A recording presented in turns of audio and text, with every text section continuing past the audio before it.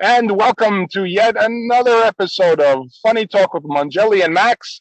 I'm Tom Mangelli, and this is my co-host, Doug Max. Say hi, Doug. Hi, Tom. Hi, Doug. Who's our guest today, Doug? Hi, Paulina. How are you? Hi, guys. Very happy to be it's here. Polina. How the heck are you? Not too bad. How are you guys? Good. Okay, doing well. First, very important business. We just introduced you as the enigmatic Paulina, which would be a great name. But every time I say your last name, my tongue gets a sprain.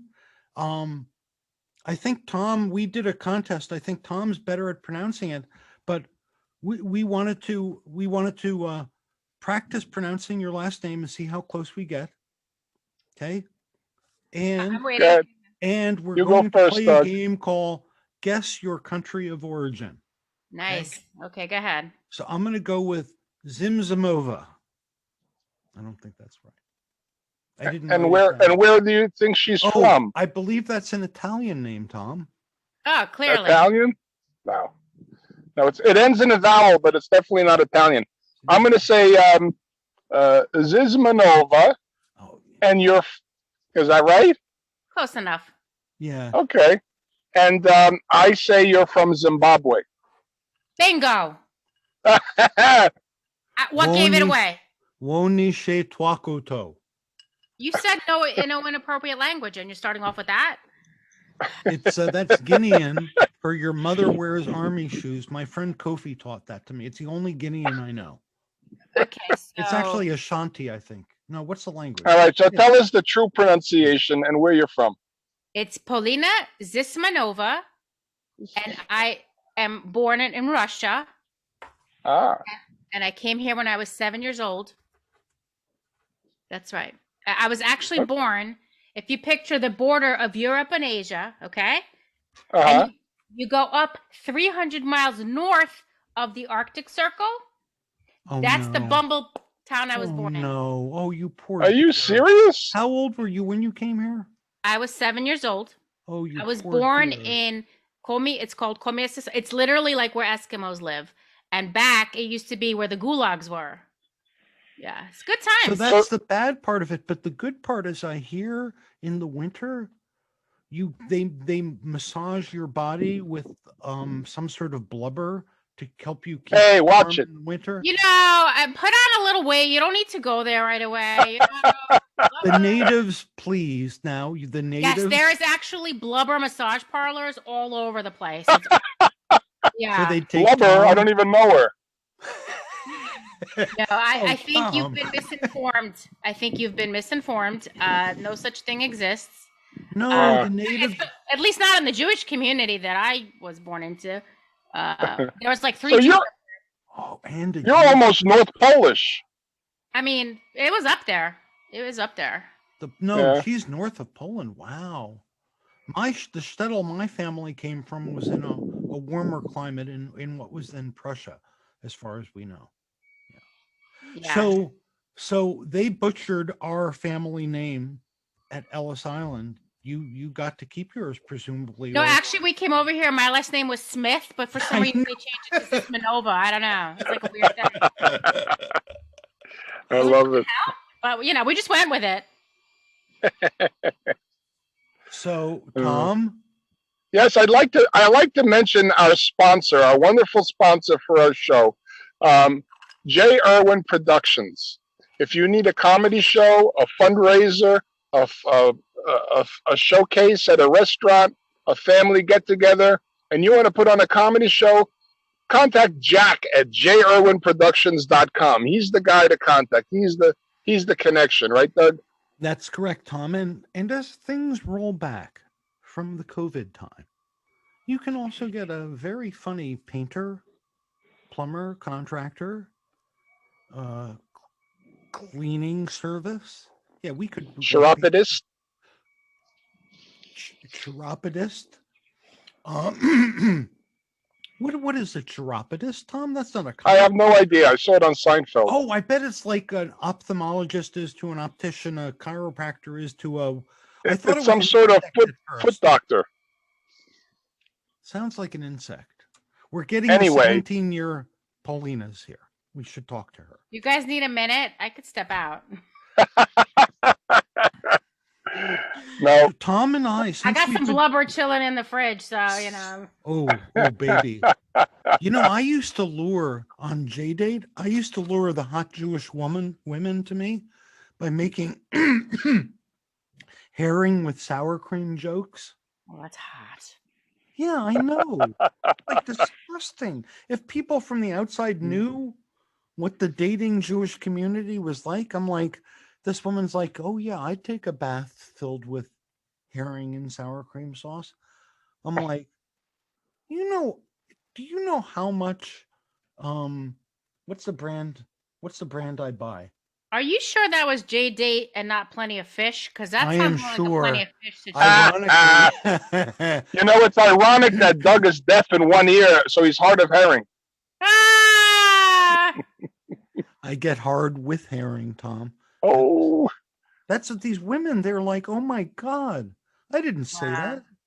No, you actually did say that. Wow. I'll edit that part out later. Okay. Oh my God. Wow. So, Paulina, one of the first things I said to Doug when I knew you were coming on the show is that I think out of all the other comics in our area, you are the most supportive to the other comics as far as coming to their shows, bringing friends to come see the show, filling seats. And I want to thank you personally. It's my pleasure. I mean, I'm happy to. I mean, mostly because I don't have a life of my own, so you know. Offer her money, Tom. Thank you. No, I'm kidding. Listen, after this year, the more laughter, the better. The more people, the better. The more community, the better. So, what's more fun than sitting and listening to jokes? And absolutely. And before a show, there.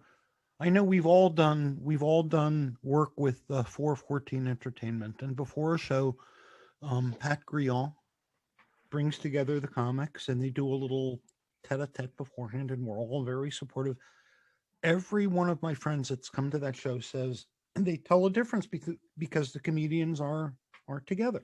So you're and we've only had nice comedians on our show except for Gerald Benford. Would you stop with Gerald? I can't. Just so you know, he's a very good friend of mine. So just so you know, he's a good friend of ours too. He came on the show though, and he totally took over. And Doug got like all like, who are you to take? Who are you to take over my show? That's what I'm thinking. Note to self: abort plan. Abort plan. Yeah. I should start talking about it. It's taken my management months and months to get this coveted gig to appear on your guys' show. So I'm very excited. It finally came through. Oh my God. Can I tell you something? You need to talk to him because he sent us a video of Christina Aguilera and said, would you like her on the show? And then it was Britney Spears in her train wreck era doing a little video. And we're like, you know, this isn't our right. Finally, he told us who he really represented. I don't know why he was so. Anyway, because he was saving the best for last. Naturally, that's come in threes. Strategy. This is good strategy, man. Good things come in threes. Yeah, that's right. That's right. Now you mentioned Jessica. What's her name? Britney Spears. Back in the 1990s, I had a roommate. And we used to share our groceries. We used to go grocery shopping together. It sounds gay, but we did it. Anyway, we had the gay part is going to be where you masturbate together to a poster of Britney Spears, but go on. Well, that's not where this was going, but me too. Oh wait, what? I'm sorry. Go ahead. In our freezer, we had frozen broccoli spears, and it said broccoli spears. And right. I took a Sharpie, crossed out broccoli, and I wrote in Britney. So for like 4 years, we had Britney Spears in our freezer. Wow, 4 years? Yeah, 4 years. I don't know why. It's not a particularly funny story, but when my son was like 4 or 5, he was pretending to be. I think he was pretending to be a giant squid, and he wasn't eating. And so I told him I was going to make him krill for dinner. I made him chicken francaise. And for like a year or two, I'd make krill so the blue whale would eat. Did you ever pretend to be an animal when you were growing up? Oh, I'm sorry, Tom. Pretend? I'm sorry. I shouldn't have said blue whale. Yeah. I'm not sure where this is going.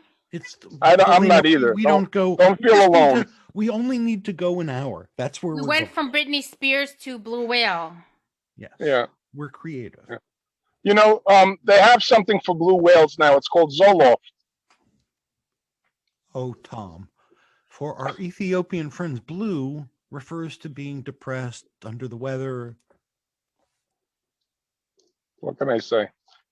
The jokes are always best when you have to explain them. Yes. Don't you feel? Yeah. Yes, definitely. For the people that groan when they hear something stupid like that, the one or two that aren't laughing, the ones that are groaning, will laugh at my sardonic comment. See? So we compliment each other. Room. Get 98%, and I'm just impressed that you used the word sardonic. Like, this has elevated the dialogue. I might not have used it even appropriately. But wow, I feel like like we're in Mensa. Like we're all freaking educated now. We're sardonic. I once had a roommate who was in Mensa. Yeah, once a month, technically. He was a jerk. Yeah, I know. Interesting. Yeah. Wow. So Polina, I'm curious more than anything. When I first started in comedy, it was like 8.5, 9 years ago. I met you at some of these new talent night shows and whatnot. Right. At the time, I thought that you were starting out around the same time, but you started way before me, didn't you? I started back at the end of World War II in Manhattan. Yeah, we had just defeated Germany. And I actually started when I was graduating college in Manhattan, about 20. I don't want to say how many years ago. Let's just say 20-something years ago. Okay. So yeah. With the degree wasted in what? I did not waste my degree. I got a degree in film and television production. Oh, you didn't waste your degree. Yes, and for a few years I worked as a video editor and technical director. Wow. Nice. Yes, I still do. Have you not seen my kick-ass videos? What is wrong with you? Can I be honest about what? Let me just tell you, my kids have the best bar mitzvah videos ever. Paulina, I did use my fancy film school degree. Can I tell you what's wrong with me? I got to a certain point. We don't have that much time. It's only an hour show. I got to a point where with my friends, and I started doing what I thought we were supposed to do, and friend random comics. So I had 3,000 friends and looked like I was something. And I got to a point where I realized that was really stupid. And I started unfollowing people that were just anybody and everybody that was following my feed. There was a time where I learned that I should friend people and then immediately unfollow them, but I wasn't disciplined about it. And so I'm going to make sure I'm following your wonderful videos from now. This is very complicated. It's really not that complicated. You follow people that you're interested in. I'm going to unfriend a racist and start following you. Okay. That's what I'm going to do. But actually, Tom, before I did stand-up, I did improv for a couple of years. Yeah, and that was a lot of fun. And then I reached a point where I was like, you know what? I don't want to share the stage with you people anymore. And that's kind of where I made the transition to stand-up. There was a big... I never had an appreciation for, what do you call? Improv. I mean, if it's done well, it's great, but usually a lot of times it's not done too well. I heard there's a tier. There's a tier, and stand-up comics look down on improv because you don't have to go up with anything but your ability and your whatever, and you're not prepared and you're not planned and you're not organized and it's hit or miss. Well, that's some people. Some people are amazing at it. They're really talented and, just have a knack for it, I think. I'm not one of those people. Yes, you are, Tom. You No, just I'm don't know it. What do you think we're doing now? wasting an hour. Yeah. I mean, no, we're having. I mean, like I said before, I have conversation. laundry to fold, people. You know, Our that's what I do. conversation is improv. Yeah, it sure Do you is. know? Do you know what any of us is going to say next? No, and the suspense is killing me. I'm on the edge of my seat. So I wanted to comment. Your background is lovely. I love that sky blue robin's egg. I think. Thank you. I'm actually in my home office, which is actually in my bedroom, and that's right. You guys are getting a coveted look inside my bedroom. Woohoo! I'm forced to broadcast from my car tonight, on my cell phone. So that's okay. You're a man on the move. Yes, I will be. I have moved my broadcast studio from my office with the paneling I installed myself when I was 17 down into what we call the sunroom. Nice.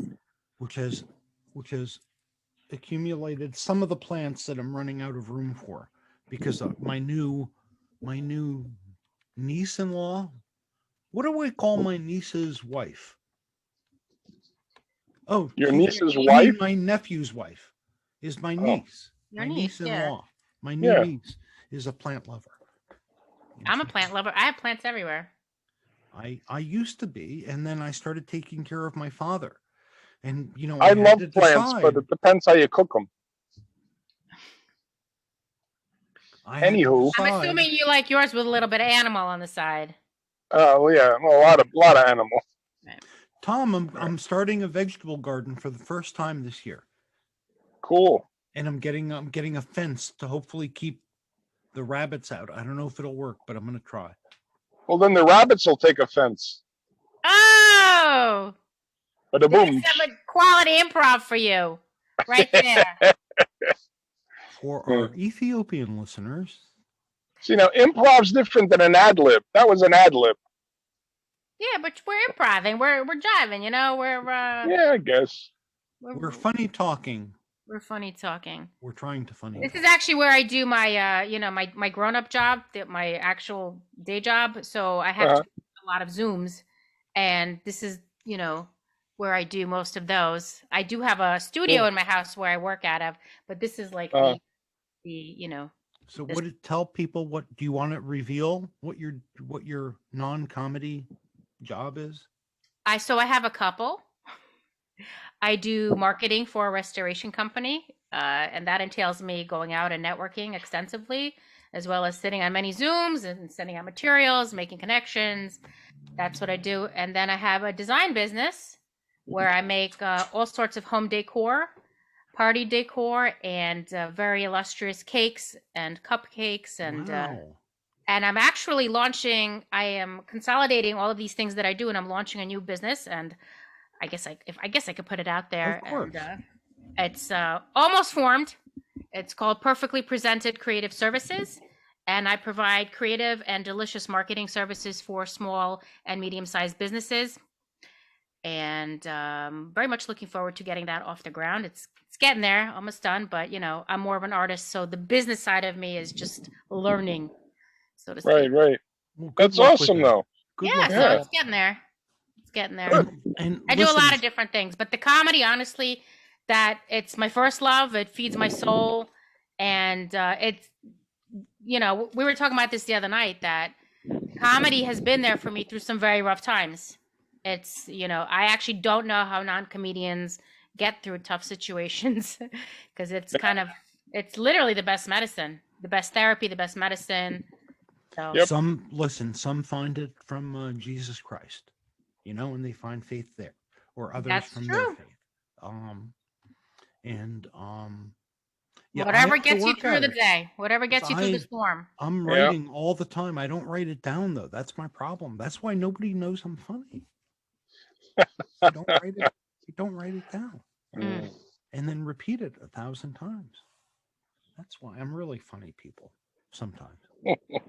You remember that time I was funny, Tom? You remember that time? Sure, I marked it on my calendar. 317. I think I was there. It was something about your dog, about a dog. Oh my God. You know, I never in 1,000 years would have thought that my entire comedy career is going to be defined by pleasing a dog. Maybe you have to start dating more attractive women. I mean, I'm just saying. You beat me to the punch. This woman was she was beautiful, but I was so distracted because the alternator in my car was going dead. It had actually failed. I didn't know it. I was running on a battery. BMW 99 BMW with probably at the time 250,000 miles, drove like 50 miles in the dark on battery only. The alternator was fully done. Anyway, this woman on our date was like talking to me about oysters at the restaurant. She ordered 24 oysters, and I thought, Doug, this, of course they were like $250 and $350 a piece. That's another story. But I'm like thinking about my alternator. And this woman knows what I can do to her dog in 30 seconds. So, like 24 oysters, is that worth like 2 Viagra? Like, what's the ratio there? How does that work? So, do you like oysters? What's that? Do I like oysters? Yeah. I don't dislike them. I mean, it's not. Yeah, I guess. I've actually never need them. I've never had the courage to try one. I've never tried one. Maybe you and I should do a video where Tom tries oysters. Oh no. Oh yeah, I think we need to capture that on film. The great part is after you swallow them and they start wiggling around in your stomach and mixing things up for a while. I'm only kidding, Tom. I don't do that. I have never had that experience. I was kidding because he's never had an oyster. Right. Reminds me of the time I met a guy that had never met a Jew. Wow. Yeah. Really? Yeah. Yeah. The daughter of my friend Kofi, who was on our shows, his girlfriend's son lived in Tennessee. He was like 30, low 30s. He'd never met a Jew. I met him like 5 years ago. I had a little fun with him. Wow, interesting. Yeah. So, Polina, I know the local comics that you like, but who were your like comedy influences growing up? Everybody asked me that question, and I like the old school people. I used to love Roseanne Barr, Andrew Dice Clay, Elaine Boozler, Wendy Liebman, Ellen DeGeneres. I mean, all like Richard Wright. So young. George Carlin, love George Carlin. I love like Richard Wright, Stephen Wright. Richard Lewis. I mean, like all the people, basically all the neurotic Jews, I guess. It's funny. I think that's the lineup.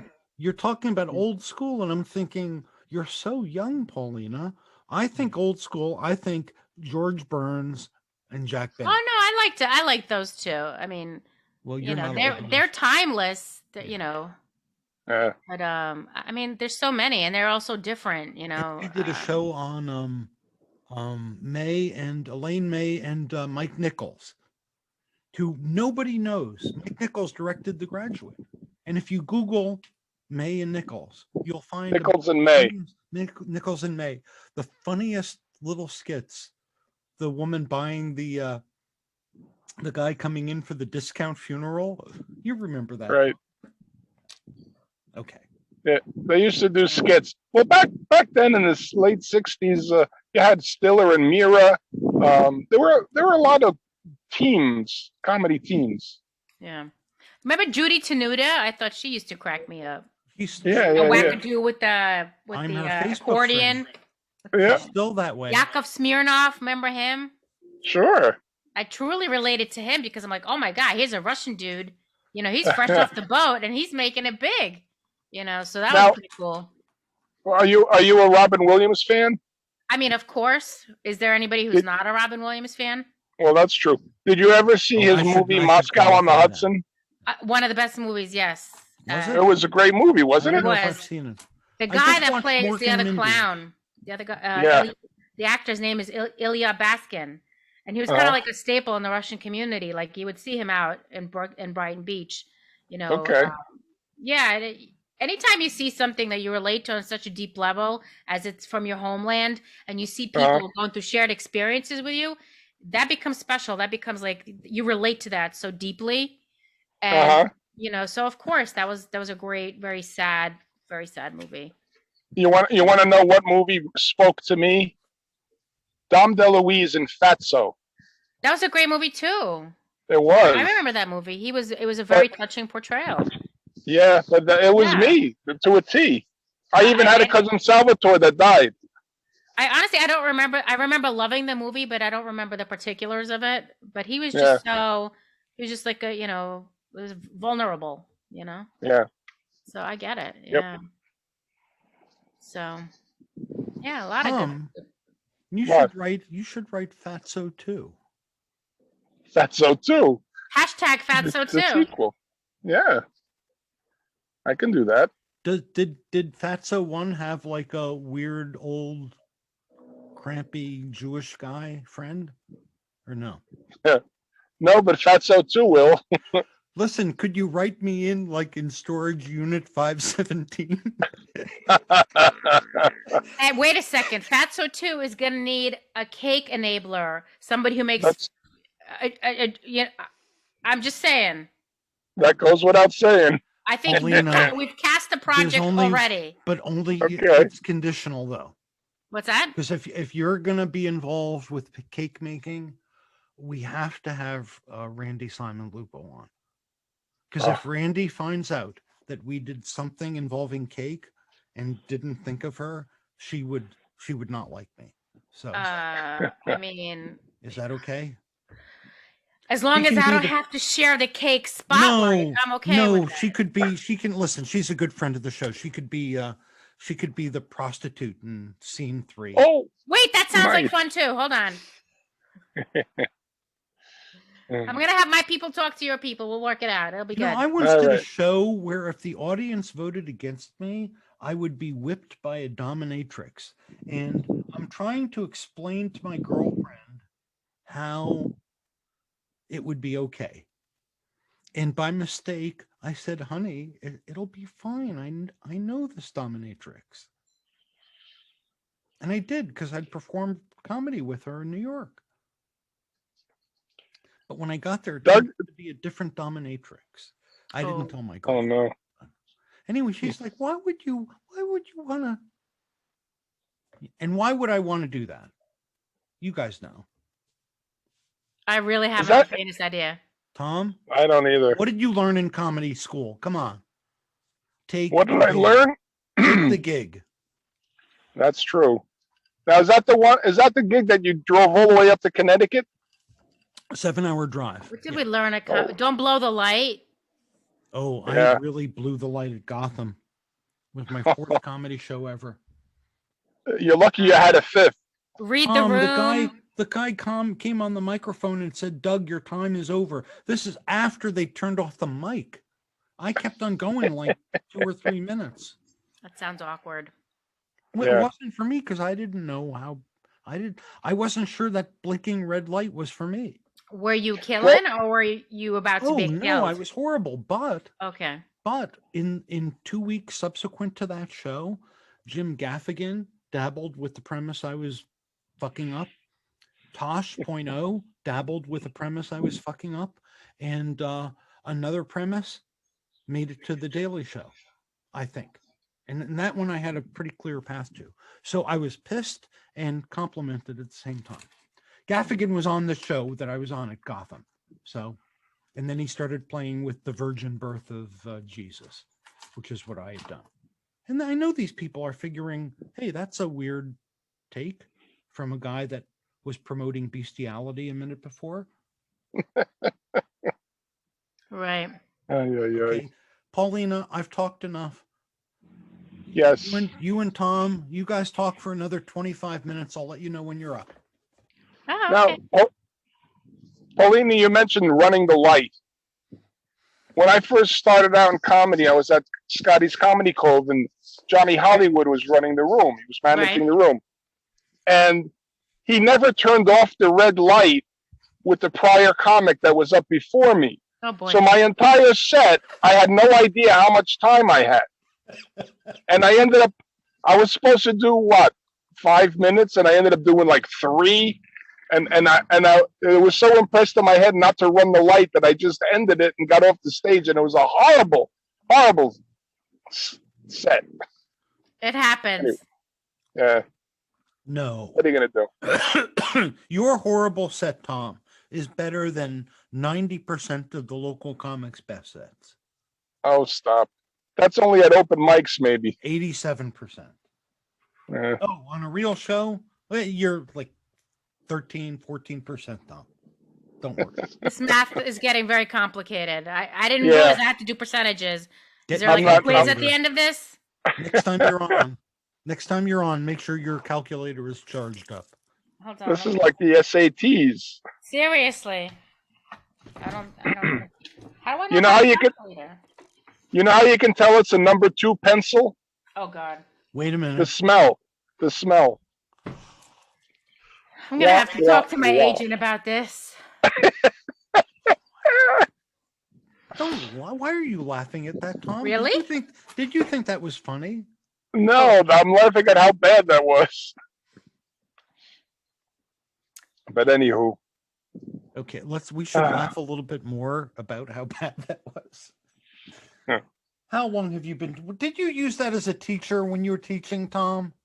Well, I used to administer every year. You'd say, and complete this form with the number 2 pencil. You know why they call it a number 2 pencil? I used to administer standardized tests, so I had to use that. It was in the instructions. You know how you can tell it's a number 2 pencil? By the smell. Wait a minute. That doesn't sound right. Let me call up the administrator of the SAT. Anyway, I taught high school in Patterson. They couldn't even spell SAT. My kid's actually about to take the SATs next weekend, I think. Really? My third, he's gonna be 17. So now, how do they administer that now with social distancing? I think they just spread them out, kind of thing, and. Wow. Yeah. All right. So, he's gonna kill it. Good. You got a guess? Did you like offer him a bribe? Honey, I'll buy you that Sony Walkman if you Sony Walkman. Yes, because we got into the time machine and went back 20 years. That's how good I am. I'll buy you earbuds. I'll buy you new earbuds if you. Nah, he's a very I'm a lucky mom. He's Now which son is this? This is I have 4 children. This is my youngest. My youngest child is my daughter. This is my youngest son, the third one to go to college. The other 2 are already in college. He's a junior in high school, so he's going to be taking the SAT in the next couple of weeks. And what does he want to become? He is a composer. He is already a musical composer. He plays many instruments and sings and acts and dances. Wow. Yes. So he's going to be studying composition. He must be very good at math too. He is. Yeah, I'm a very lucky mom with all my kids. I don't want to be that braggy mom, but yes, for sure. Mom, what kind of dummy are you? How did you birth someone as smart as me, Mom? They're very good people, and that's the important part. They're good, kind, happy people. That's the goal. You did a good job. Thank you. I'm lucky both my sons are good people like that too. Tom is also a very good person. Yes, he is. I've known you guys for quite some time. Yeah. My youngest, I remember he was in grade school. A mother called up to thank my ex for what he had done. What he had done was a 3rd grader came up and wanted to play wall ball, where this 5th grader said, "You're not old enough to play. You can't play." And Emerson went up to him, and he's a small kid at the time, and he said, "Yes, he can." Guy goes, "No, he can't." He goes, "Yes, he can." And that was that. And so the woman called up Emerson, saved the wall ball day. Very nice. Yeah. Very nice. And then years later, for the son that I loved, I spread gasoline, ignited it all over the driveway, and burned all the hair off my legs as a sign of my love, my everlasting love. And just for future reference, it helps me swim quicker. For future reference, there are very good waxing products on the market. This was 15 seconds. You run through flaming gasoline. You depilatate up to the knee. No problem. So that would not work for a Brazilian per se. No. But I'd like to watch him try. The real key is when you sprinkle the water on and cut off the burning. So you might be able to affect we actually had a visitor on that I think would love to experiment with the first gasoline depilatation Brazilian. What would you What are you talking? We had a guest on who's into that kind of stuff. Who? Waxing and stuff like that. I won't say his name, but he was it Ralph Macchio? No, we had a guest on our show. I won't say his name, but he like once. Don't make me watch all of your shows and find out. Just tell me. He didn't talk about it on the show. He didn't talk about it on the show. Because I will go into them archives if I have to. But he's talked about it. About watching women get waxed. Is there like an OnlyFans for this kind of thing, or It was probably a pay-per-view. Pay-per-view. Yeah. Can you send me a link? Oh man. Yeah. Don't act like you don't know who I'm talking about, Tom. But I have no idea. Act like you don't know who I'm talking about. Do I know this person? Yeah, of course you do. Polina, honestly, in the comedy world, the only person that you can really trust to be a decent human being is me and Tom. Oh, for sure. And not even Tom. Oh. Not even close. Wow. Just threw you under the bus like that, Tom. Oh, he's drinking. No, I let it go. I drank. I already drank. But Tom is no Gerald Benford, I'll say that. You're a little fixated on Gerald. I'm just saying. You know something? I don't know how many times I've had to say on the show, he's the only person we'll never have back on the show. And I've said that repeatedly and sincerely, many, many times. And I don't mean it, but I've said it many, many times sincerely and repeatedly. Okay. And do you know why, Polina? I don't. Please tell me. This is our show. Funny Talk with Bongelli and Max. And Benford comes on. And he like tries to take over, and then he starts wanting to do some marketing for his fashion cream. Well, let's face it, Doug. Talking about the same person?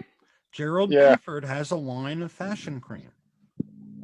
But you have to realize we're not the most high energy people as hosts. So Gerald was trying to get the tempo and the mood up, and I admire him for that. You know, I'm working on. Hold on. What is fashion cream? Where do you put it, and how often is what I want to know. Well, do I rub it in my closet? Like, what's happening here? I tried it. I had a horrible experience with it. Where did you put it? It's called. It's. Doug. Oh God! Keep it together. Oh no! I wasn't supposed to use it, Polina. It's called Negro Cream, and he's trying to drum up business for this on our show. Okay. Wait a second. Like he included the phone number. He's like, order now and get an extra large Negro Cream. My God, for God's sake, it was shameful. Oh my God. I need to Google. I have to watch the show again because I don't remember that part of it. Where do you put this cream? And does it make things bigger is what I want to know. I'll take a case of it. I can guarantee you if you rub it in the right spot, it will make it bigger. Guaranteed. If you rub it the right way. Wow. And they're all variations. Speaking of rubbing it, this afternoon I had a doctor's appointment where I had to get a sonogram of my legs. And the technician had this gizmo in her hand with what looked like KY jelly, and she's rubbing it up into my crotch. And I'm like, whoa, this is the most action I've seen in years. Wow. You should not have said anything, Tom. I'm sorry. Did you get her number? You should have said you missed a spot. Wow. Tom, you really, when you go out in the world, you really should keep the phone on a line with me, and with like one of those earbuds that go, the wireless Bluetooth headphone, so I'll be your Cyrano de Bergerac. You missed a spot. It'll be like that's a great idea if you want to get punched a lot. Impractical. Yeah. Fantastic idea. Jokers. No, but people can't punch Tom, because you punch Tom, you're punching yourself. From the bounce off effect. Remember the Bobo clowns that blow up and you used to punch it and you used to go over and come back again? Yeah, that's what I picture myself at. My Uncle Aby looked like Tom. And I still don't advise following the Cyrano de Bergerac of Doug Max. I just... Yeah. Well, no offense, Doug, but... Tom, say, hey, baby, are those real? Oh, stop. I can get into trouble on my own. I don't need you. Is he talking about my bracelets? That's exactly what he's talking about. Say, here, my dear, let me order for us. Yes, the lady will have 3 White Castle, no pickle. Is he having a whole separate conversation that we're not aware of? Oh, I'm sorry. You guys on? He's in the Twilight Zone. You got to stop drinking, Doug. Stop the boozing. Wow. I got to keep the show going, Tom. And wherever somebody has to. Yeah. Hey, we didn't know we were. So, Polina, before we run out of time with Doug's rambling, do you have any shows coming up or anything you want to plug? I don't. Are you kidding? I'm counting on this show to get me a myriad of gigs. This is it right here. This is my whole marketing strategy. It's all on you guys right now. Oh. The phone's going to start ringing any second now. They'll be like, wait a second. Fresh off Mangeli and Max, we got to book this chick. That's what's going to happen. Well, when you see it on our Facebook page tonight, you can share it. And I got to remember to do that. And this is what I'm manifesting. Mangeli and Max propel Polina to stardom. No pressure, though. No pressure. Mangeli and Max has propelled many, many people to stardom, mostly Tom. Wow. I don't know why that is.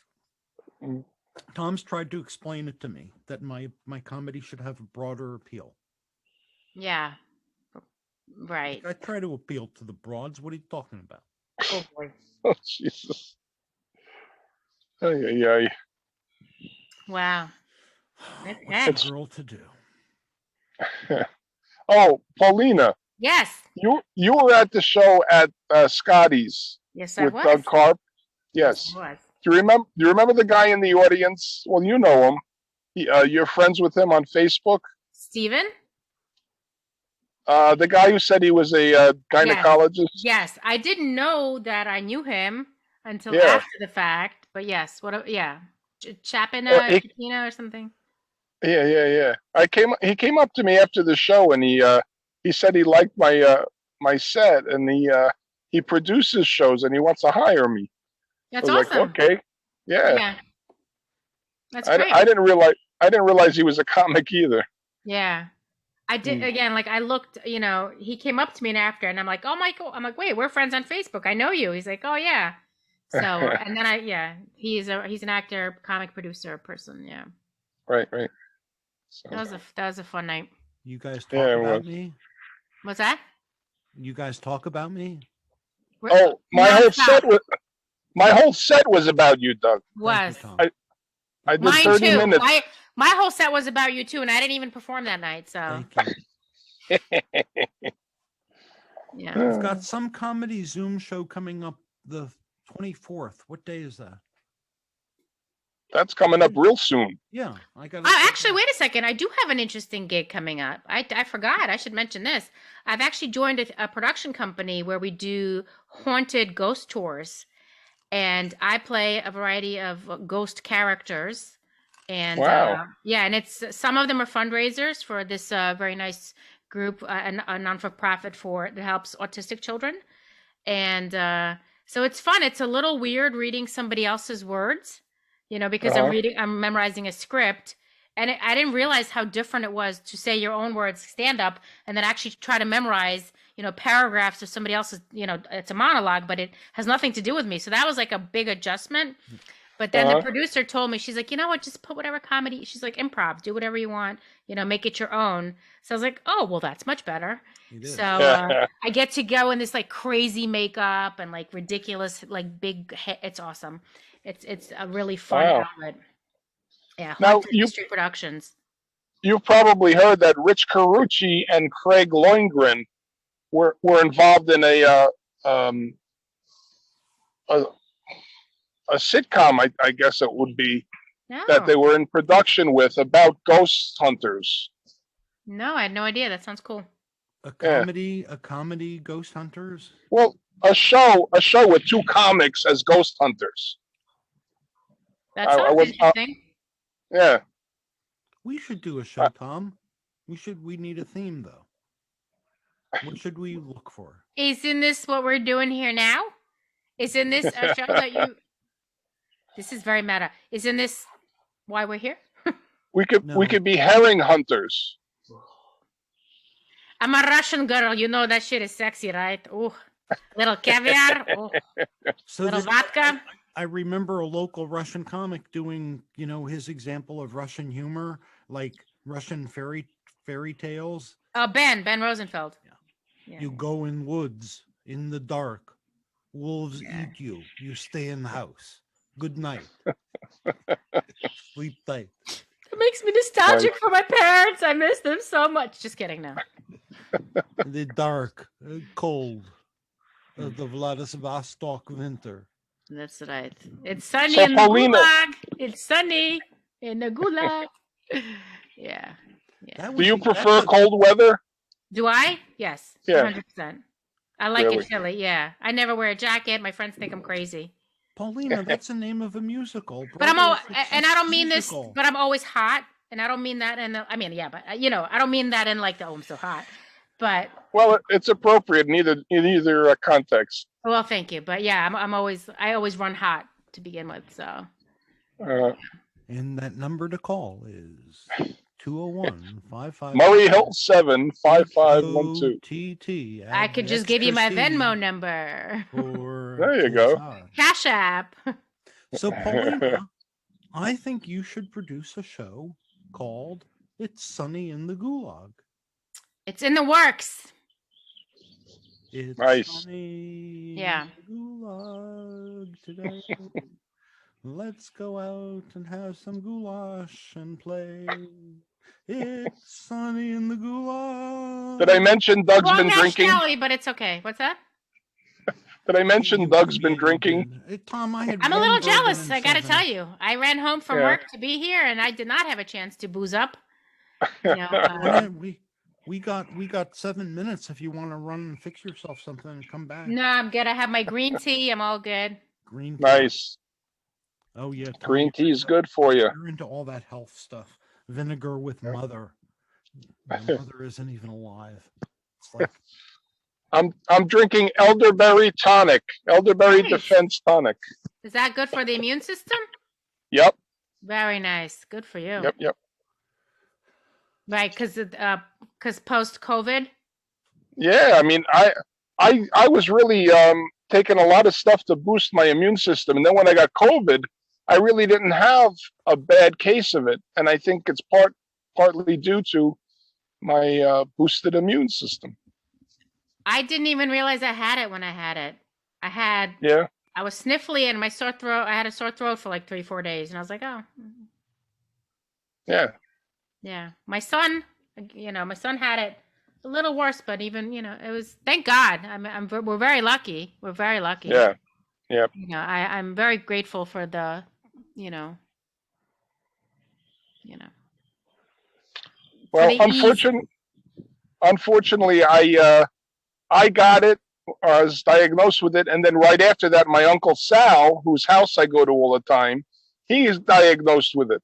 Oh, is he okay? And well, he's okay now, but he's on dialysis. He's got a bad heart. He's got 16,000 things wrong with him. So all my cousins want me to make myself scarce and not go to the house anymore because I'm the big bad wolf who gave him COVID. Well, this is very important to do in a comedy show. Is towards the end really talk about some sad, really depressing shit, like COVID and hospitalization, because that's how you wrap up a good show. We normally start that way to set the bar really low, right. But then we don't realize we lose the audience then, so they don't stay for the uplifting comedy that follows. See, that's a great technique if you're the MC and you don't like the headliner. Right. Tom, I say that all the time. It's if you don't like me, you're gonna like the comics after me a lot more. Yeah. One or two people get it, Yeah. Right. Chuckle.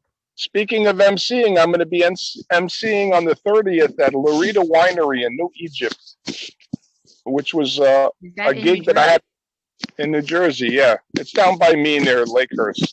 Oh, okay. Yeah. Do you need a passport to get there? I mean, it sounds far. You need your COVID passport. No, thank you. It's funny. I actually just posted about that I don't really know where I stand on the COVID passports, but as a single girl, I would really support an STD passport. That I like. Okay. Right. Listen. Or in front of. Kids learning to drive have to put a little red sticker on their license plate. When my father was like 95 and still wanted to drive, I was thinking they should put like a gray sticker in the corner to let people know this is an old person driving. If you've got an STD, they should put like a tattoo somewhere so you can't, because you want to hide that, but they should like mark you when you get the test, and put the date on it, someplace visible, forehead. Yeah, that sounds very American, totally constitutional. No, on the genitalia. You put it on the genitalia. It doesn't sound at all like a bunch of numbers on an arm. Yeah, right. Yeah. No, it would be STD 421. Tom, I used to do this joke that as an older woman who's somewhat voluptuous, I used to try to avoid guys with STDs, the strictly thin daters. There's some guys that only like the thin girls. Yeah. STDs, we used to call them. I love it. I have to be a little careful with women because I need to breathe. You know what? Skinny girls make me nervous. I don't think Tom. Yeah, for obvious reasons. Well, listen, as a Jewish mom, I just want to feed them. But when I have a crush, here's a kugel. When I have a crush on a girl, I don't want to have a crush on the girl. Yeah. Did you ever do that as a joke, Tom? That's a great line. I had this. I had this crush on this girl in junior high school, Jeanette. Oh God. The family, they've never forgiven me. No. I did a joke in the very early days having to do with I had a crush on my last girlfriend. She's still in traction. Oh boy. That's it. That's funny. You guys are a laugh riot, you two. The dynamic duo of comedy. Yeah, Tom, we need a theme for our show. I think we should be like the Odd Couple. Well, in reality, we are the Odd Couple. We are, because I'm like super OCD and I'm a slob. You're OCD, really? Yeah. Oh yeah. Like diagnosed or self-diagnosed? We took a vote.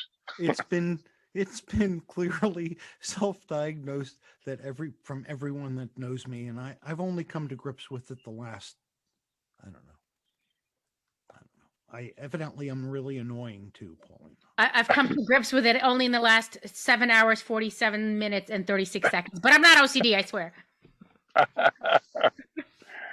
Oh man.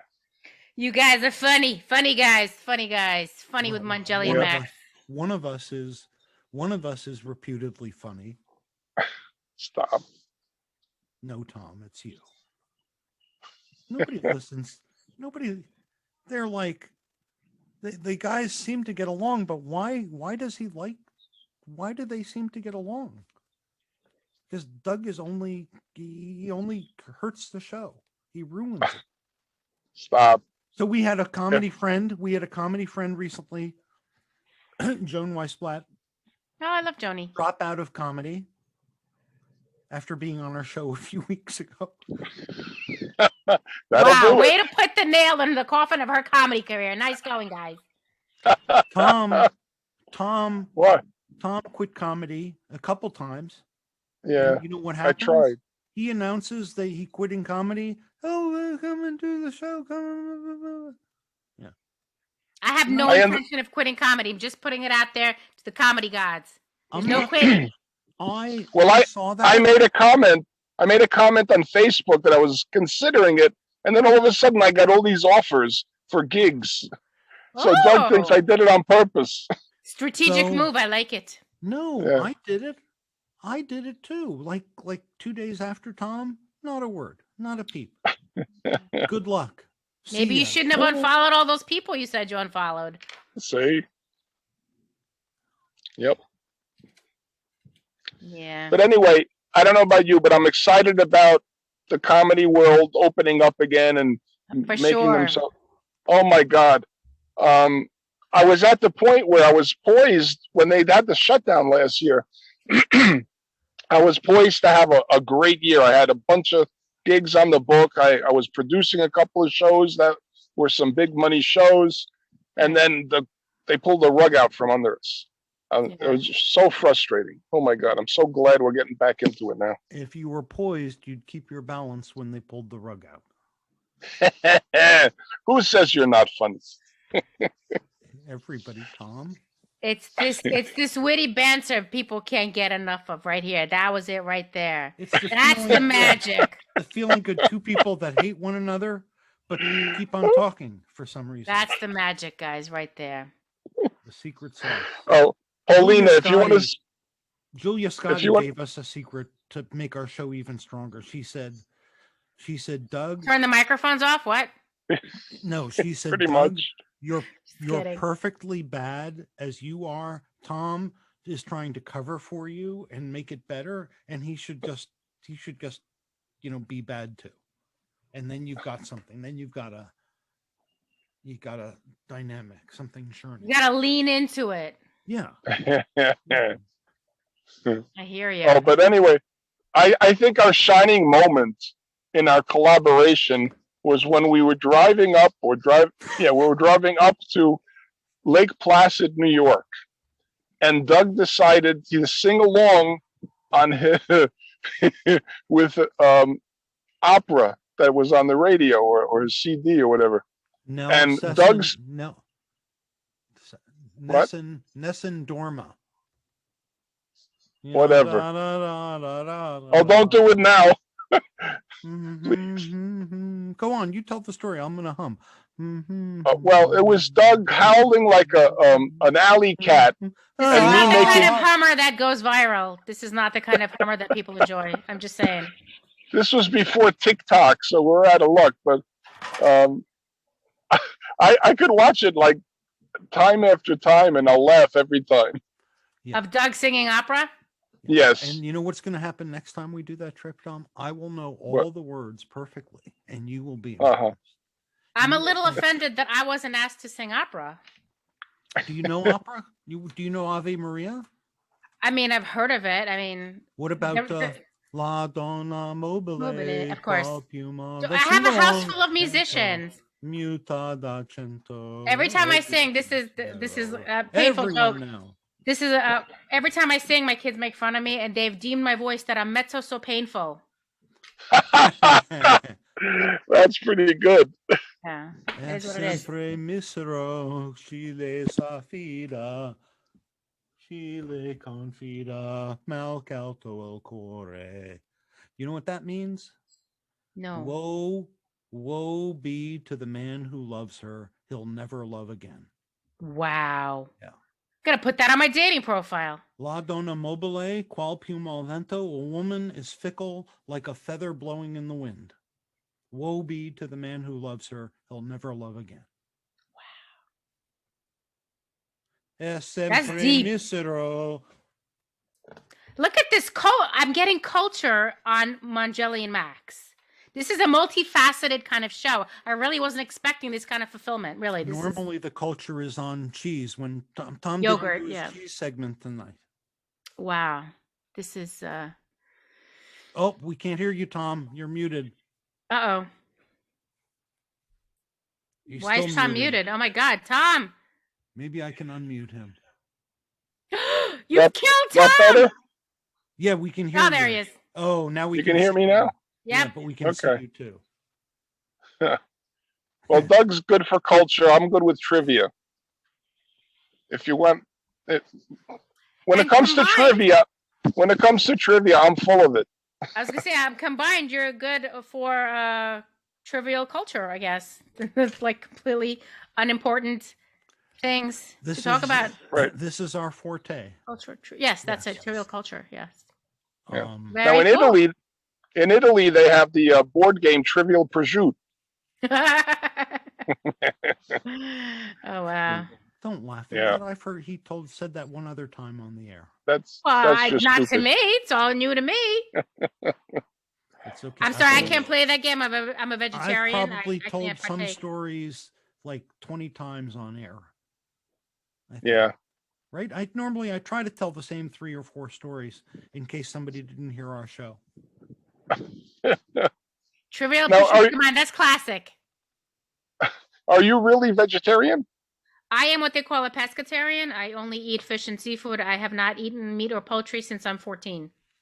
Wow. Yeah. I mean, I've accidentally bitten into stuff not knowing it had meat, but yeah. So, but I eat a lot of fish, like a lot of fish and seafood. I eat a lot of fish, but and I'm trying to avoid beef. I switched from burgers to buffalo burgers or bison burgers because it's lower in fat, but not because the animal had a mother, but because for my health reasons. Right. But a lot of fish. I've never tried bison. I don't honestly even remember having hamburger. I used to. Really? I was never like a big meat eater, and I grew up with my grandmother, so she was a phenomenal cook. Russian Jewish grandmother, always trying to feed you. So when at 14 I said I was not going to eat meat anymore, she took it so personally. It was like a slap in the face. No. Oh my God, she was like inconsolable. Like, what happened? And I have to admit that the first couple of months, I did have these dreams of like I'm running into the house and I see my grandmother's chicken cutlets on the stove and I like grab it and I eat it. And I'm like, wait, no, what am I doing? So I did have these like weird withdrawal dreams, but that was the extent of it. And ever since then, I've been fine. And many people have tried to get me to eat meat and take that any way you want to, but I have never succumbed. So I know you don't want to eat any meat, but Tom and I we're going to be hunting in South Jersey in September for bison. Would you care to join us for the hunt?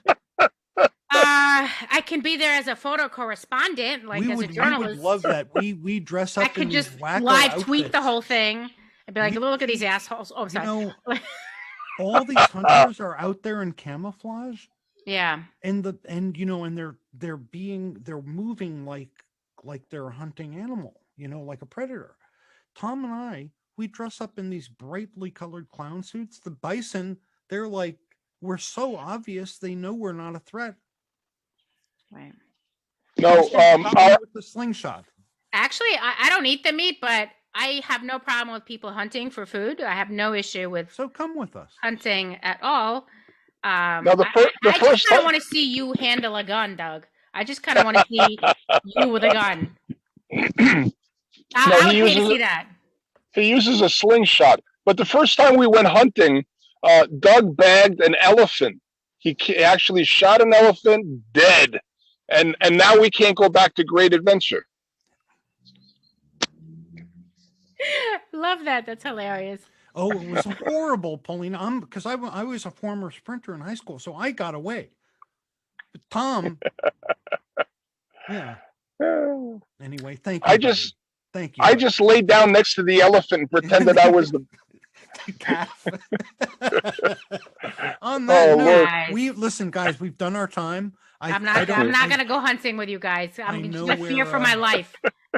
Okay, you want to come to Great Adventure with us? No, I want to see you guys like go hunting for chicks. That I'd pay to see too. You two wingmanning for each other. I would wingman Tom any day. The only chicks I hunt are at KFC. That's right, and those are the wings you eat, and the breasts. Or do you like? Oh, you maybe you like the thighs. I don't know.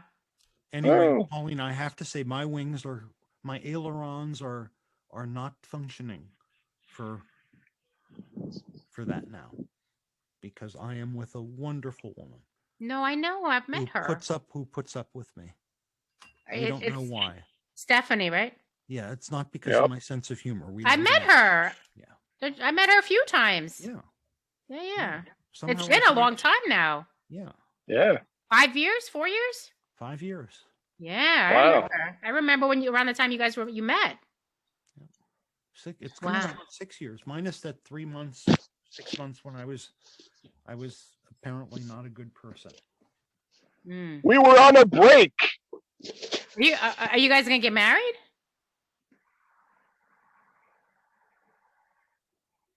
Come on. Are you gonna make an honest woman out of her or what? You guys living in sin? Well, one thing, if Summit. To be an honest woman, she's going to have to learn to lie. So when I start weaving jokes in front of her based on things that she's done, she's got to pretend to think they're funny. That is the actual job of the mate of a comedian. Why would I want to be humiliated? Honey, I'm not going to tell the story about you. I'm going to make it about my ex-wife. But she didn't have red hair. I won't mention the red hair, honey. Ay. I'll say her head was covered with herring, and it was disgusting. We'd go out, and she's like, "Hang on, let me smear some herring on my head." Like, honey, we've come full circle. We have. We're done talking about herring, Doug. Yes, and now that I'm hungry. What's wrong with you, Tom? How could you let me say that? That's like, what's wrong with me? Well, not for anything, but I haven't eaten dinner. Polina hasn't eaten dinner. And we all want herring. You drank your dinner. So I think we need to wrap up the show. I want to thank Polina. Thank you, Polina, for coming on the show finally. Zismanova. Thank you. Of all the times we've asked you, this is the first time you've come on the show. And we appreciate it immensely. Oh, excuse me. I had a little bullshit sneeze there. Oh, my God. Must be the allergy. Oh, must be the COVID allergies. Look forward to seeing you in real life, Polina. What's that? Yes. I look forward to seeing you in real life. Same here. You guys are a lot of fun. Tom, hopefully I'm sure we'll work. Yeah, hopefully, now that I've done this show, like I said, this is going to propel me to the next level. You get the Mangello springboard. That's right. People and or person, don't forget to write to Jack at jirwinproductions.com if you want a comedy show, a fundraiser, a group of comics to come and hilariously mow your lawn, fix your plumbing, paint your house. I can actually use some of those services. Yeah. And look for Polina Zismanova at your local comedy show. Nice. Thank you. And I think we should finish the show by Doug saying my name properly. Go ahead, Doug. Go ahead. Zismanova. Okay, close enough. Yes, very good. And on behalf of Zismanova. Yep, you got it. Add a T. You don't have a T in your name. It's on the screen right there. But it doesn't have a T in it. There is no T, no. Would you like me to put one in? Do you say the T, though? You got to say the T? If I say somebody else's name, yes. There is no T in my name. I didn't think so. Polina, where did you think there was a T? Because I'm hearing a T because I'm deaf in one ear and I'm... Oh, no, there is no T. Zismanova. There's an A, but no T and A, just the A. Zismanova. You got to make the S sharp, I think. Right. Yeah. Okay. All righty, kids. On behalf of Doug and Tom, this has been Funny Talk with Mongeli and Max. Until next time, we'll see you then. Bye now. Bye, guys. Thanks for having me. Thank you. Thanks for being had. Oh boy. You survived.